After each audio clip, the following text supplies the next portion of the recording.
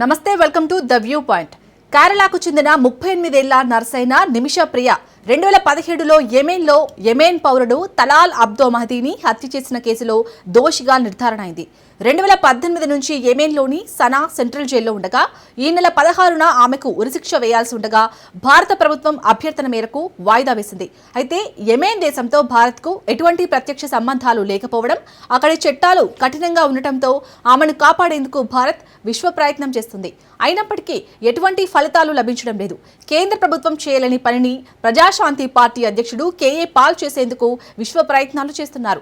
మత గురువులతో ప్రత్యక్షంగా సమావేశమవుతున్న KA Paul నిమిష ప్రియ విడుదలకు కేఏ పాల్ ప్రయత్నాలు చేస్తున్నాడు. ఈ సందర్భంగా ఆయన సోషల్ మీడియాలో ఓ వీడియోను విడుదల చేశాడు.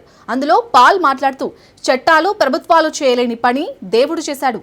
అందరి ప్రార్థనలు ఫలించి త్వరలోనే నిమిష ప్రియ విడుదల కాబోతున్నారు. నిమిష ప్రియ ప్రాణాన్ని కాపాడేందుకు సహకరిస్తున్న ప్రధాని మోదీ మీడియాకు ప్రత్యేక ధన్యవాదాలు తెలుపుతున్నాను అని చెప్పుకొచ్చారు. దీంతో ఆయన ప్రయత్నాలు సఫలమైతే భారత దృష్టిలో కేఏ పాల్ సూపర్ హీరోగా మారే అవకాశం ఉందని సోషల్ మీడియాలో చర్చ జరుగుతుంది.